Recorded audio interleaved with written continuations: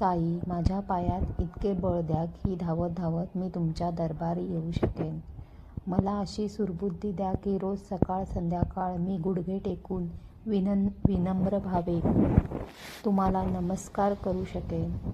मी 50 वर्षे जगो की 100 वर्षे, तुमची इच्छा. माझी तर एकच इच्छा की ओठावर तुमचे नाव असावे व दानासाठी माझे हात कधीही थकू नये. साई, प्रेमळ दृष्टी द्या, सहकार्य करणारे हात द्या, सन्मार्गावर चालणारे पाय द्या.